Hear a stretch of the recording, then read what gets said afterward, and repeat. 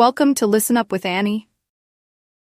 This video is specifically designed to help you improve your listening skills by filling in the blanks with essential keywords. While listening, you should focus carefully on your listening. Have a notebook and pencil ready to make your practice more effective. Pay attention to the keywords or phrases you need to fill in the blanks, and write them down as you hear them. There's an answer page for you to check your work in the description below. Now let's get started. Hi, Don. Did you get the copy of the article on recycling footwear that I emailed you? Yeah, it's here. I've had a look at it. So, do you think it's a good topic for our presentation? Well, before I started reading it, I thought recycling footwear. Well, although it's quite interesting, perhaps there isn't enough to say about it, because we put shoes in recycling bins. They go to charity shops, and that's about it. But there's much more to it than that. I realise that now, and I'm keen to research the topic more. That's great. One of the things I didn't realise until I read the article was just how many pairs of trainers get recycled. Well, a lot of young people wear them all the time now. They've become more popular than ordinary shoes. I know. I guess they are very hard-wearing. But don't they look a bit casual for school uniform? I don't think they're right for that. Actually, I think some of them look quite smart on pupils. Better than a scruffy old pair of shoes. So, do you keep shoes a long time? Yes, though I do tend to wear my old pairs for doing dirty jobs like cleaning my bike. I must admit, I've recycled some perfectly good shoes that haven't gone out of fashion and still fit, just because they don't look great on me anymore. That's awful, isn't it? I think it's common because there's so much choice.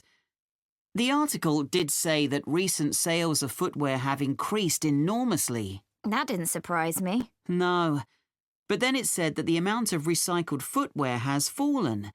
It's 6% now, compared to a previous level of 11%. That doesn't seem to make sense. That's because not everything goes through the recycling process. Some footwear just isn't good enough to resell for one reason or another and gets rejected. So, let's find some examples in the article of footwear that was rejected for recycling. OK. I think there are some in the interview with the recycling manager. Yeah, here it is. Let's start with the ladies' high-heeled shoes. What did he say about those? He said they were probably expensive. The material was suede and they were beige in colour. It looked like someone had only worn them once, but in a very wet field, so the heels were too stained with mud and grass to resell them. OK. And the leather ankle boots, what was wrong with them? Apparently, the heels were worn, but that wasn't the problem. One of the shoes was a much lighter shade than the other one. It had obviously been left in the sun. I suppose even second-hand shoes should look the same. Sure. Then there were the red baby shoes. Oh, yes. We're told to tie shoes together when we put them in a recycling bin, but people often don't bother. You'd think it would have been easy to find the other, but it wasn't.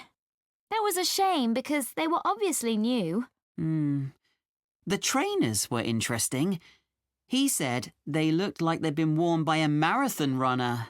Yeah. Weren't they split? Not exactly. One of the soles was so worn under the foot that you could put your finger through it. Well, we could certainly use some of those examples in our presentation to explain why 90% of shoes that people take to recycling centres or bins get thrown into landfill. What did you think about the project his team set up to avoid this by making new shoes out of the good parts of old shoes?